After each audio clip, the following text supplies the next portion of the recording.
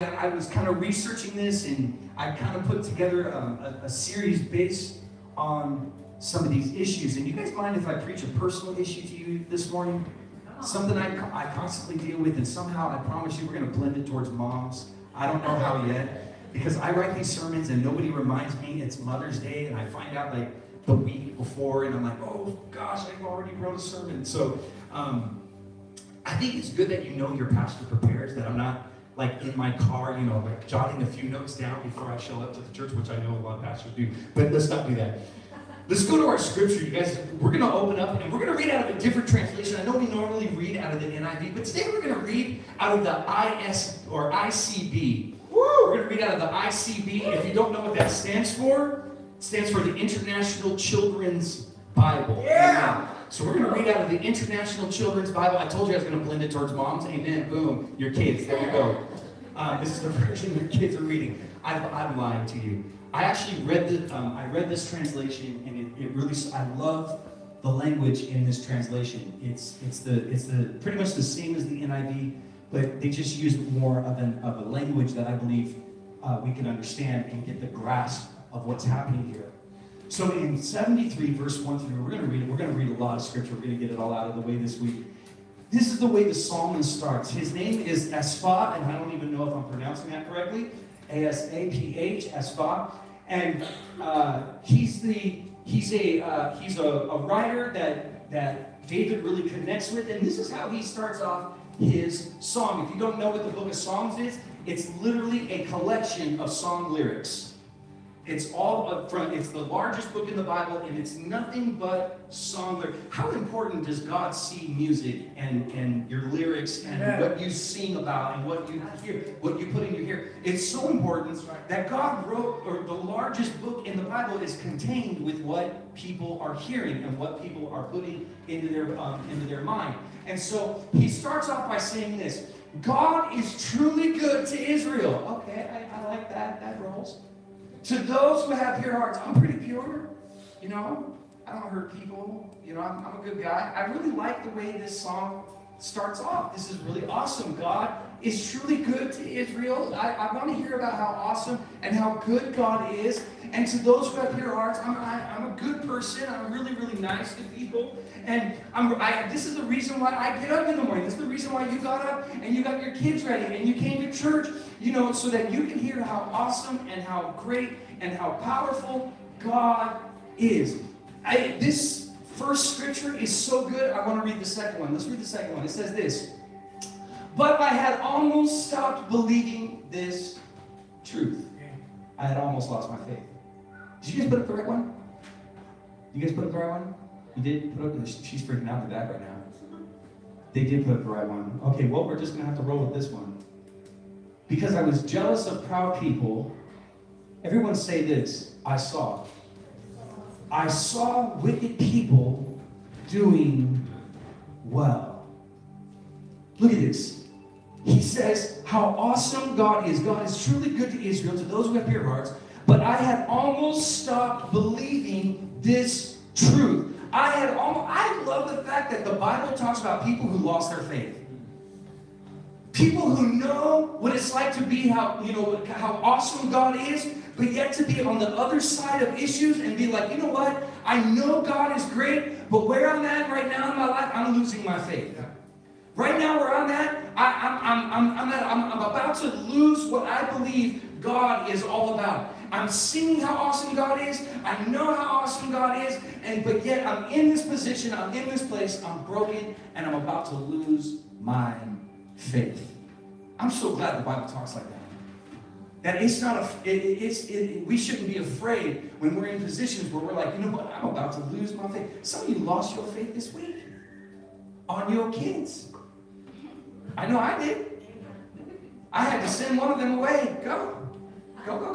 And luckily there's a wonderful mom here who takes my evil kids and does miracles with them, and I think that's great and that's awesome. But sometimes, guys, we just are in positions where we straight up just lose our faith.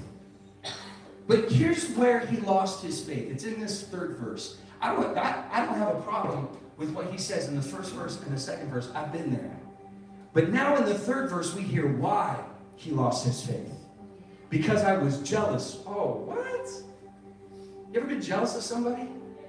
I was just telling someone, a couple of me and Kim's friends, they went to Coachella. And I don't know if you know what Coachella is, but it's like the world to me. You know, I watch it live when I can. I think it's awesome, and I want to go there one day, but I don't have the kind of money to go to Coachella, especially you got to have like all new outfits, and you can't just go to Coachella looking like this. You go to Coachella looking like you went to Coachella, you know what I'm saying? And they're like, oh my God, we're having such an awesome time. And instantly I get jealous because, well, I want to go to Coachella. I was jealous of proud people. And then here's that key verse. I saw wicked people doing well. How does he know? First of all, I would like to know how he knows they're doing well. It's easy to identify evil, messed up, jacked up people. Some of us, we're friends with them on Facebook. And we know they're evil, messed up, jacked up, and they do everything in their power to spew negativity and hate. And yet, how does he know they're doing well? Just because you got things going for you, that just because they got things going for them that you don't have going for yourself, does not mean that they're doing so well. You don't know what they're going home to. You look at their kids and are like, oh my God, you got such perfect children. And your kids are trying to light something on fire at Walmart. But yet you don't know what their family is going home to. You don't know what they're facing. And I love the fact that he just assumes. Let me tell you the first problem with your vision. You ready for this? Most of our vision, and I don't mean like our physical vision, I'm meaning like our spiritual vision, our metaphysical vision, whatever you want to call it, our internal vision is usually made up of assumptions. We assume that that's what's going on, and so therefore, that's just what it is. And that is not it at all. He says, I saw wicked people doing well. I'm going to give you the title of this message. You ready? Let me tell you what the blind spot is. The blind spot is this. Go to that blind spot for me. The blind spot is, it's them and they. You want to know what your blind spot is? It's them and they. It's all about them and it's all about they. They did this. I went to them and they hurt me. All this stuff. It's them and they. But here's where God wants you to see. He wants this sight in your life. It's you. It's not them or they. It's you. Wait a minute. They're the ones that did me wrong. They're the ones that hurt me. They're the ones that caused this. They're the ones that did this. It's them and they. But here's the thing. You've been thinking that for so long, but yet you're still in the same cycle. I wonder if something needs to change. If we're finding ourselves just repeating the same thing over again, listen, it's not them or they, it's you. You ready for this? Because this is the whole crux of what I want to talk about. Throw up my title. My title is this: Them, They, and I. You guys like what I did there? The I. You know, that's it. I'm clever. This song was written by a young man by the name of Asaph. And again, I don't know if I'm pronouncing that name. But he's a young man. He is 110 pounds, wearing a beanie that only covers half his head. Okay? He's in ripped jeans and a t-shirt. He's wearing a scarf in the summertime. Okay? He flexes while he plays the guitar. He is the worship leader of the entire nation of Israel. He is in charge of what you just saw here this morning, the songs that we sang and Abraham's. He's not the worship leader of a church. He is the worship leader of an entire nation.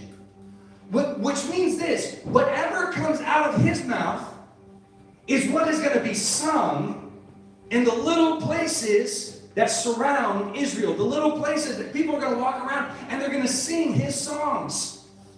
And he chooses this moment. He chooses this moment to go 100. He chooses this moment to get real. Isn't it funny how people, they choose to go real at all the wrong times? You ever notice that? No, just me? People are like, oh, I'm just keeping it real. And it's like, yeah, this is totally the wrong moment. Like, I'm just keeping, the new term is, I'm just keeping it 100. I hate that. I work with young people all the time. I'm like, What? You don't even do anything 100. How are we? You don't even get 100% on your tests. How can you give it to me 100? I just, it really bothers me. Anyway, I digress. I'm 38. I'm working on this. So here I am. And people, they decide to get real and go 100 at all the wrong moments. In my day, it was like, just keeping it real, dog. Just keeping it real. Just keeping it real. What's funny is people want to keep it real, and this is what I find hilarious about keeping it real, is it's never about them. It's always about other people, or worse, it's about you. That's the moment that they want to keep it real. That's the moment they want to go 100. And this is what SF is going through. He wants to get real, and he wants to go 100 at the wrong time. He wants to do it in a song. Imagine walking into that worship service. You're walking in, and you're just like, you got your kids checked in, you're ready to go. You're in the service, and you're so excited for God. And then you hear, God is good to those who are pure heart. Oh, yeah, I like this song. It's a good one. Putting this on my heads, but all of a sudden, God is evil. And it's like they go dark and heavy metal, scary music. I would have been freaked out. This guy would have been complete emo in literally one stanza. Imagine walking into that. This guy had one job. He has one job. You got one job. You had one job. I tell my son that all the time. The dude has one job. Throw the garbage away. How in the world does the garbage never make it in the can? It's literally like piled. We're in a new house. I'm like, we're in a new house. I don't even know how you've done the garbage. It's just piled around the garbage. Sometimes I will even leave the cap open, knowing that might be the problem. And it would just be a simple, ugh. And that's it. But yet it remains piled around the garbage. The guy has one job. He's got one job, and he blows it. What's crazy is this happened after his belief. This kind of just proves that just because you believe doesn't mean everything is going to turn out the way you thought. Some of us were so quick to blame God for something that life is already doing. You got saved, and I tell people this all the time when they get saved. I love it. They're like, okay, I'm going to raise my hand. I'm going to come to the altar, and this is really great. And they're going to give their hearts to God. And this is so awesome. And we're going to baptize them. It's going to be so, so awesome. And then I tell them, but look it, just because you got saved, the rest of the world did not get amnesia. Just because you gave your heart to God, the rest, I know I'm the biggest killjoy when it comes to this. But I was under that illusion. I was like, okay, I'm going to give my heart to God, and all of a sudden, all my friends are going to get it. And they're going to stop pressuring me. And they're not going to go and do things. And I'm not going to be able to go and do things with them because I just gave my heart to God. And all of a sudden, everybody's going to get it. And it's going to be fine. And nobody got it. And I was like, I wish they would have put a disclaimer on the salvation thing. That everybody is not going to get amnesia. You know what's funny is people still remembered my past. When I remember being 18 years old. I know 18, and I returned back to my junior year in high school. For some of you all, it'll make sense here in a little bit. But I'm 18, I'm returning back to my junior year in high school. It took me a long time to get through school, folks. They didn't diagnose ADD back then. If they would have, I wouldn't have been in this situation. But because they didn't, they just call it a behavioral problem, And here I am today. My mom to this day uses my ADD as an excuse. It's like, oh, now that I'm 30s, in my 30s, my mom's like, oh, he's got ADD. I'm like, where was that when I was 10? I totally could have used that when I was 10. I digress. When I returned back to school, my friends didn't get it, and I remember I told them I gave my heart to God, I did the salvation thing, I did the Jesus thing, and they simply said, we'll see you in a few hours. We'll see you in a few hours. They knew me. Why? I've been down this road before. And I remember instead of hanging out with them, I went into the library. I know. It's a place of shame. I'm about to become a librarian. Whatever. And for me, it's the walk. It was the walk of shame, and I'm sitting inside the library, and it clicks that I got to do something different. That it's not them, it's not they. I can't expect that. This is me. This was my decision, and so I made a choice in that library, reading the encyclopedia of X-Files. All the terminology that they use in X-Files. Let's move on. And so there I am, and I made a decision. I'm going to do things different from this point on. It's not them, it's not they, it's me. And the quicker I started telling myself that it's not them, it's not they, it's me, all of a sudden things begin to change. This guy has one job, and he is to usher people into the presence of God. But instead, this is what he says. They do this and that, and if you read this verse, if you go into verse 4, he starts talking about all the things that they and them do. They do this, and they do that, and he starts going, and nothing ever happens to them. Why is everything always happening to me? Nothing ever happens to them, but it always happens to me. Here's the thing, if you see more of them and they, your blind spot is you. If you have more awareness of what they are doing and what them are up to, listen, your problem is not them and they, it's you. Why? You're putting way too much energy and focus into the wrong things.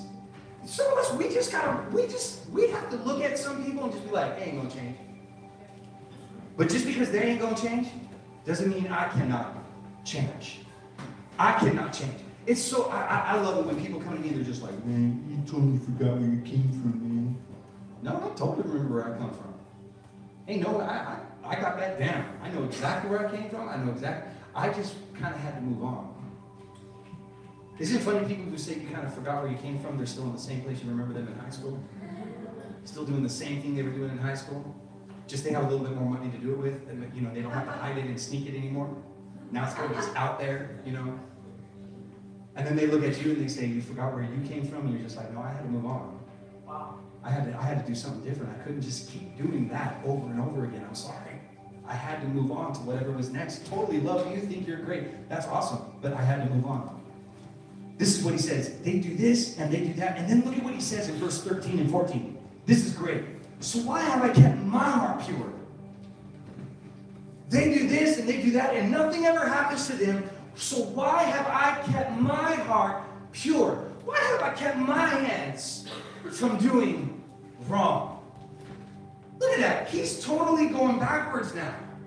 Before it's his vision, now it's his actions. Whatever you see, eventually you're going to act on. Whatever you fill your head with is eventually what you're going to act on. The more you look and you idolize what other people are doing on a weekend, I'm telling you, eventually you're going to act on it. Eventually you're going to end up in the same spot they were, a place where you said you were never going to go again. Listen, this is what happens. Whatever you visualize is eventually where you end up. Wow. And then, but here's the crazy thing. You're the one left with the regret of it. You're the one left with, oh man, I should have done that. What was I thinking? You ever say that? What in the world was I thinking? He says, why have I kept my heart pure? Why have I kept my hands from doing wrong? Here's the crazy thing.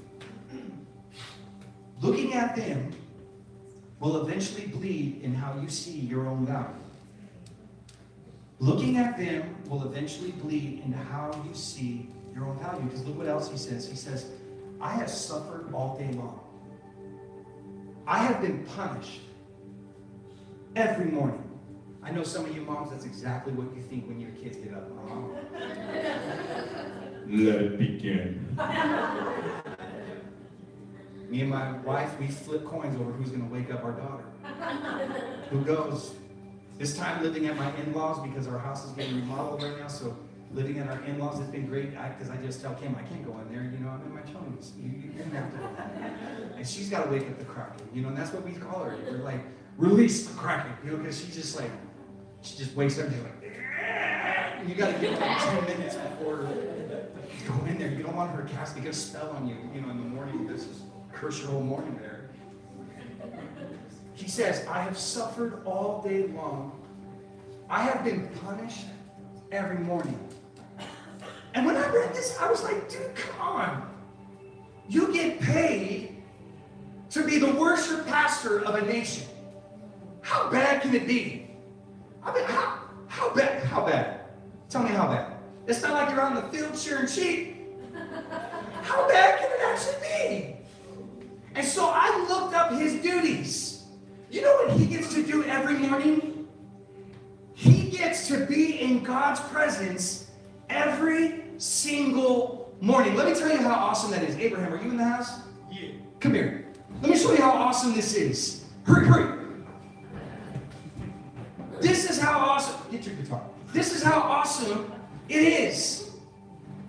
He doesn't have to work for it.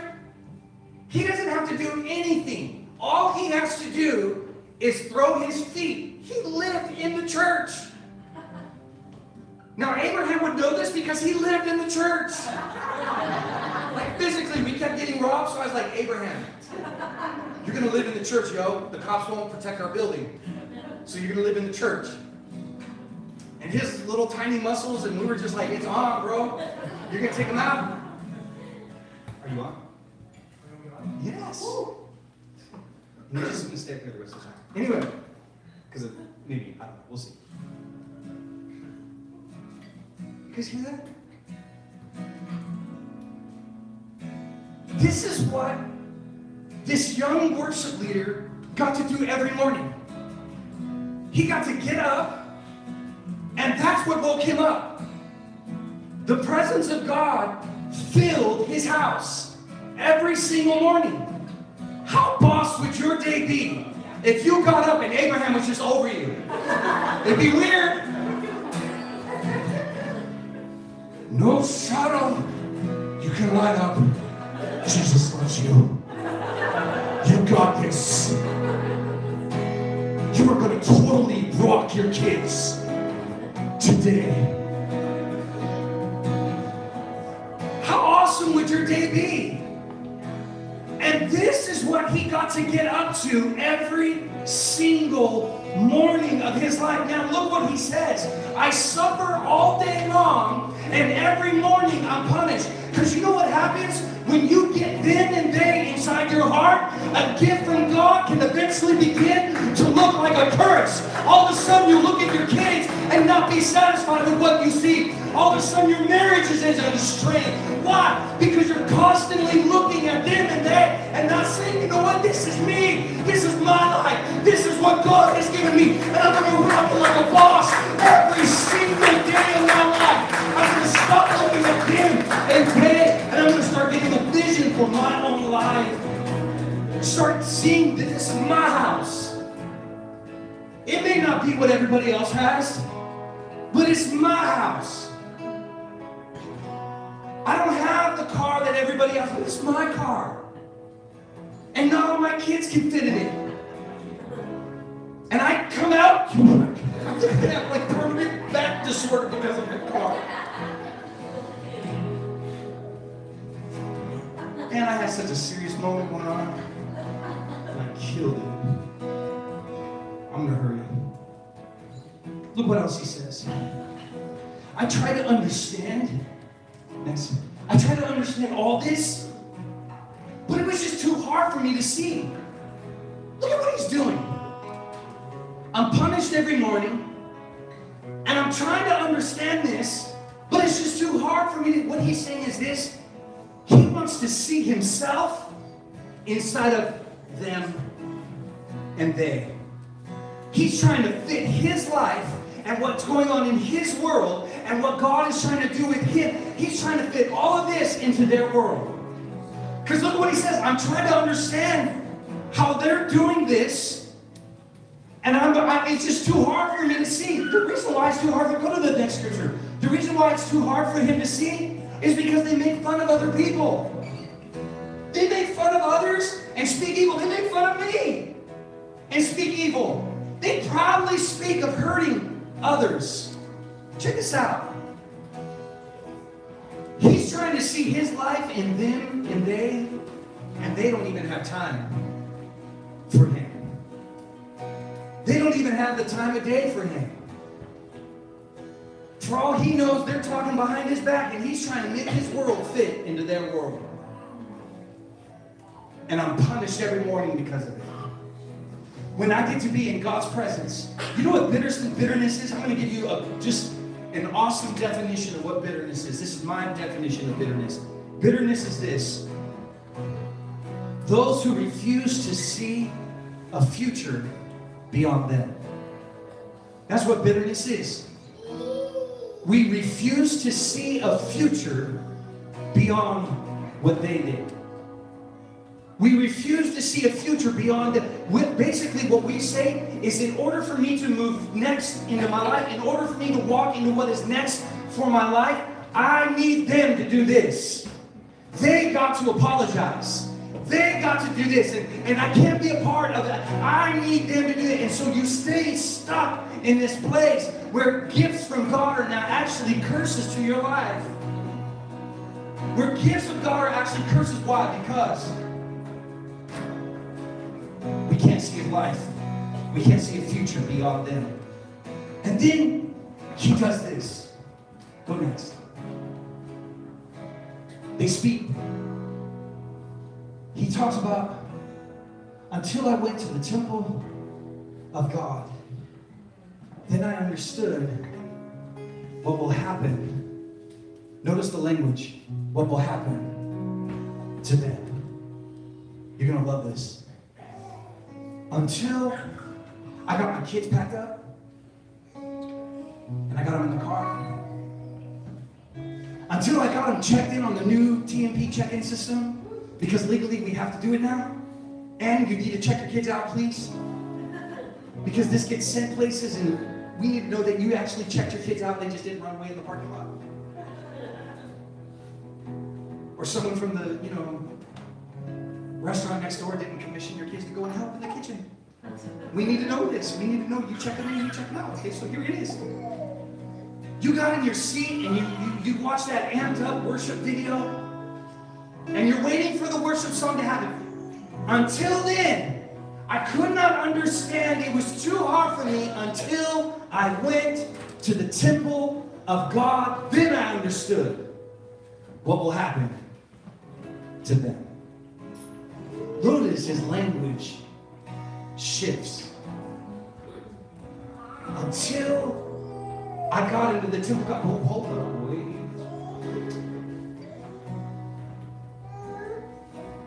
This was written in the time of King David's rule. So when I read this, because I know a little bit about the Bible, I don't know a lot about the Bible, but I know a little bit about the Bible. And I do know that this song was written in the time of King David. Which means there was no temple yet. The temple did not come until David's son Solomon took over. But this guy was dead long before that ever happened. So what temple is he talking about? What temple is he referring to when he says, until I got into the temple, then I understood what was going to happen to them? I'm going to tell you, he made a decision that I'm going to be the temple. I'm going to be the thing that houses the presence of God. I'm going to be what God envelops and what God fills.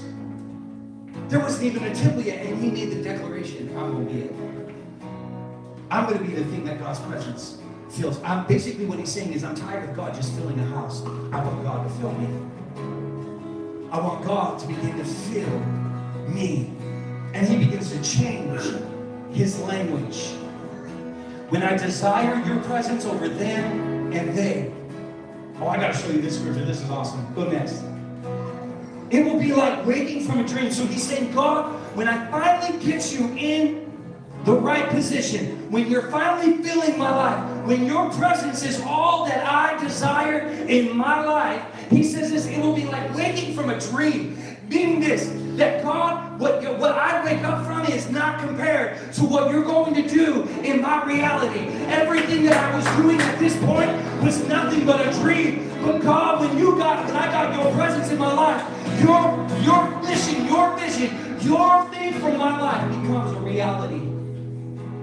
And then he says this, when you come, they will disappear. It doesn't mean that they actually go away. I know some of you are like, oh, I want the presence of God now. There's some people I need to disappear. You're like, well, all mafia. I'll give them an offer they can't refuse. You know what I'm saying? That's not what happens. That's not what happens. What happens is this. They don't truly go away. But what he's saying is that his sight is healed. His focus is off of them and replaced with the greater destiny ahead of him. He goes on to say this, throw the next scripture, he says, man, I was senseless and stupid. You ever just look at it and you're just like, that was stupid. I almost wore a shirt that said, I'm with stupid. Only because, have you ever just felt like that?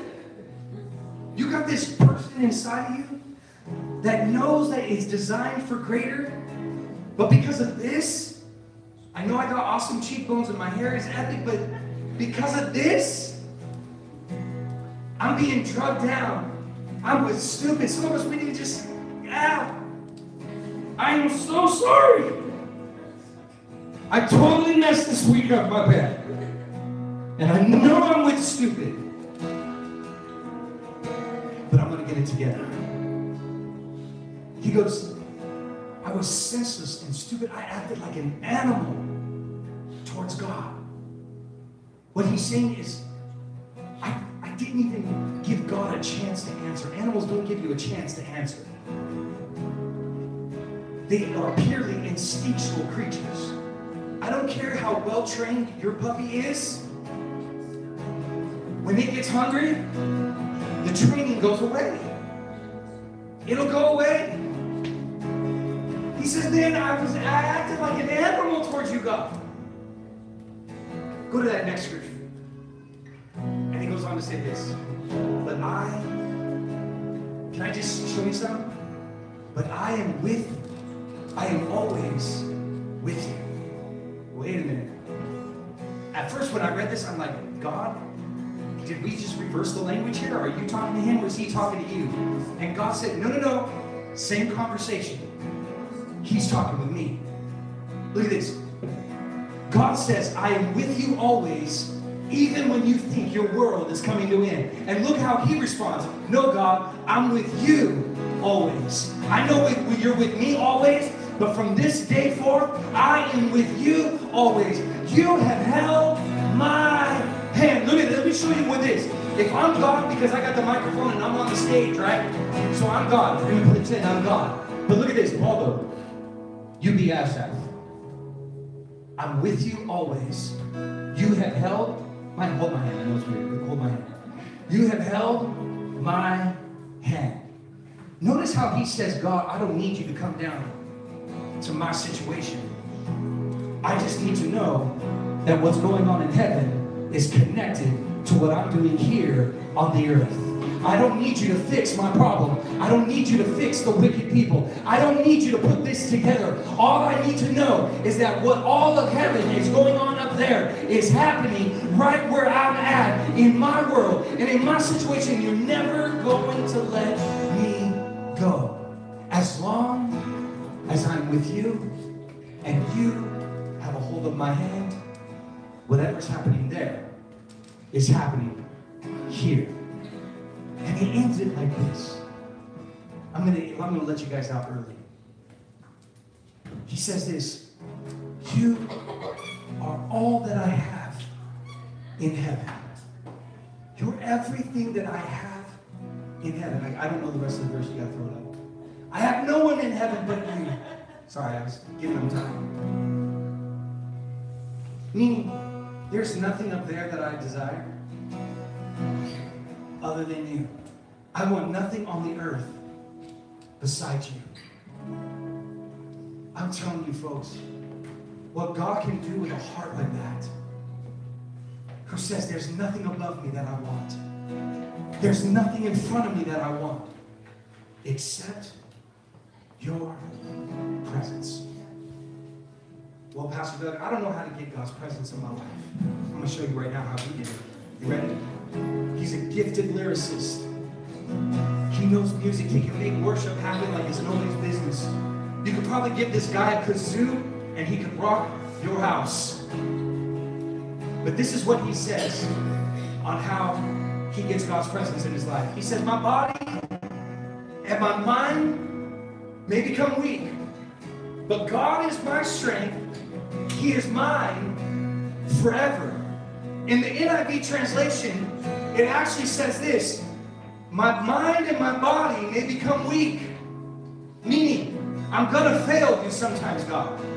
I'm not going to be perfect every single time. But you are my strength, and I love this, and my portion forever. Now, I've heard that word portion so many times. I finally was like, you know what? I want to look up what the word portion means. I've been saying it my whole life. We sing songs about it. You are my portion. And I had no idea what it even meant. When I was little, I thought it meant potion. I was like, what kind of crazy church is this? You are my potion forever. Like, what? Is it like a love spell? What's going on? So I looked up the word portion. And the word portion literally means this. In biblical times, because they didn't have like McDonald's and they didn't have food on demand, a portion was enough to survive the day. That you were given enough food to survive the day. You were given enough food to I can make it. As long as I get my portion today, I can make it. No more, no less. I can make it. And that's what he's saying is, God, from this day on, I'm only going to ask for what you can get me through this day. For what you can get me through this day. Because what he didn't know was that David, a few chapters later, was going to write a song about when you finally get your portion correct. When you finally see that all you need from God is what God can do today. Not what God's going to do tomorrow, but what miracle God can do today. He says God in tomorrow will give you a double portion and a double portion and a double portion, meaning that when we finally get our portion correct, when we finally get our portion size right, and I'm not looking for you, God, to fix tomorrow, and I'm not looking for you, God, to do something yesterday. I'm looking for you to do something today. God says tomorrow I got a double portion waiting for you because you finally got it right. You stop looking at them and they, and you start saying, God, this is between you and I. This is between you and my eye. Between what I can now start seeing in my life. I need to see you more. Fill my life, God, with more of you. Church, let's just stand to our feet.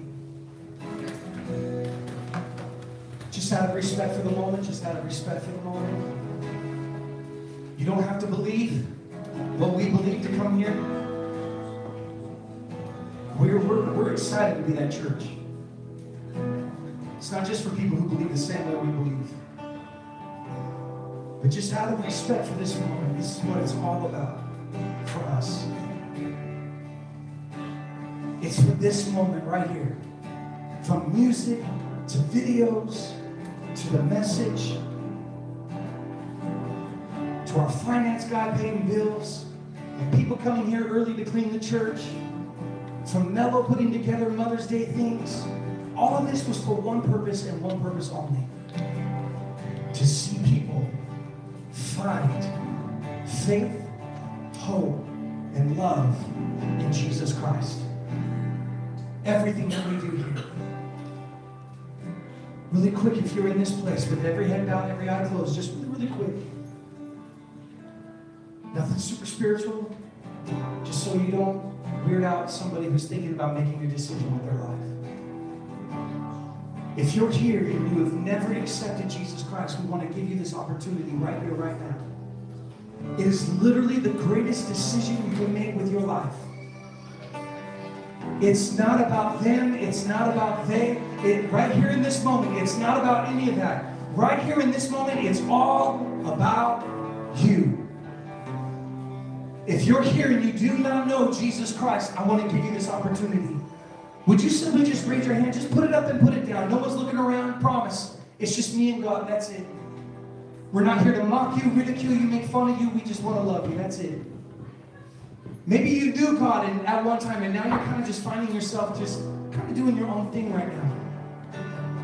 And you want to come back home. If this is you, would you simply just raise your hand, just put it up and put it down? No one's looking around. Amen.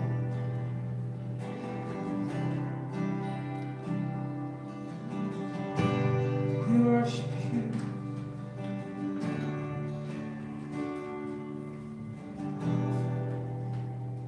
We want more.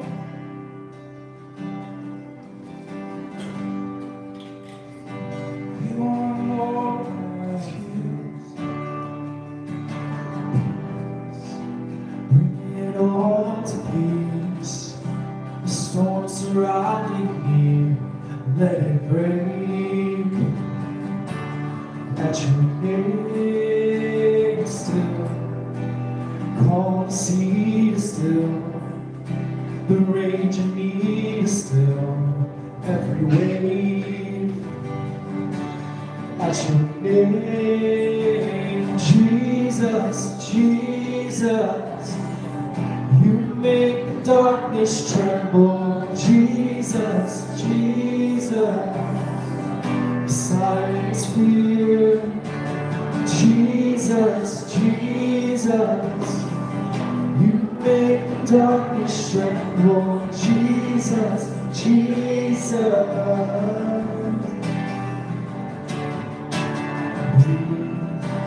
Call his lungs to breathe. Call his lungs to sing once again.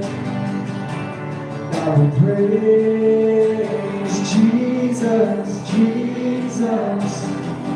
You make the darkness tremble. Jesus, Jesus. Silence fear. Jesus, Jesus. You make the darkness tremble. Jesus, Jesus.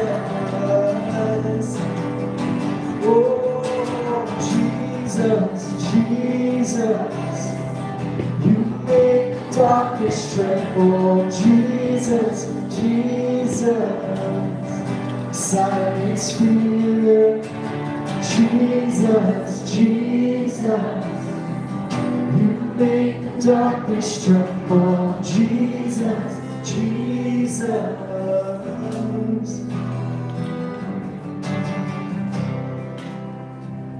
Father God, we come before you this morning, Lord God. We're so grateful, Father, for the opportunity that you've given us this morning to be in your presence, Lord God.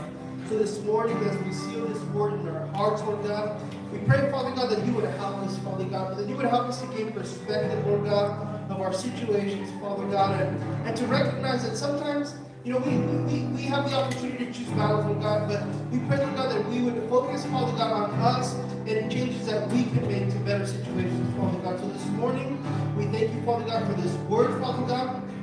As we're continuing, Father God, this series, Father God, that has helped change our lives, Father God. We thank you this morning, Lord God, for who you are, Lord God, and what you do for us, Lord God. In the mighty name of Jesus, we pray. And everyone says, amen, amen, and amen. You can be seated for a minute or two this morning. We're so grateful for you. Did you guys enjoy that this morning? Amen. Amen. That was good, but let's give it up for our moms in the house. You got any moms in the house? Any moms? Oh, if you're a mom here this morning, raise your hand. Yeah, come on. Raise that hand, girl. Raise that hand. Yeah, come on. That's right. We're so grateful for your moms this morning. I know I'm grateful for mine.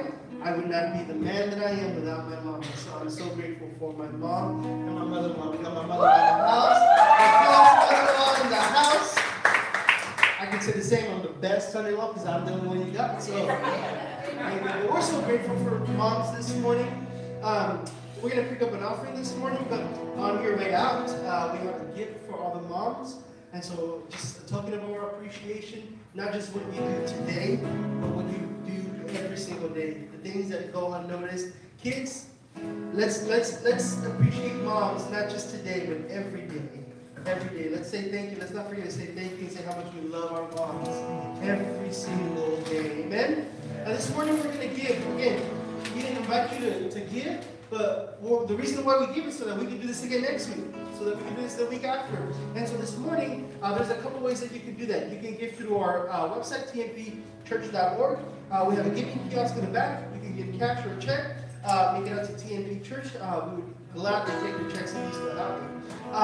But again, there's different ways that you can give, and we will take it. Amen? And we will take it because that is what drives the church. Amen? And so if you ever wonder, like, hey, well, where does all the money that we give go to? We'll tell you. It goes to continue the work of God. And there's a lot of things that's in store. There's a lot of things coming up. So you want to give. You want to be a part of what God is doing. And giving really is just one way of being a part of what God is doing here. So if maybe you're in a place where, like, I'm not sure where I want to serve, then give. That's the way that you can serve the house this morning. Amen? So let's pray. Father God, we come before you this morning. We thank you, Lord God, for this word. We seal it, Lord God. And we pray for this offering, Lord God. But more than that, Lord God, we pray for our moms, Lord God. We pray for all the mothers here in the house, Father God, that you would bless them, Lord God, not just today, Father God, but every single day, Lord God, that you would remind them, Lord God, that they are, Father God, important, Lord God, that sometimes in the stress and the hustle and bustle of cleaning and cooking and working, Lord God, maybe they sometimes get, stressed out or just kind of forget, what have you even matter, Lord God? I pray that you would remind them, Lord God, I pray that you would help us as children remind our moms how important, how much we appreciate them, and how much we love them, Lord God. We thank you this morning in the name of Jesus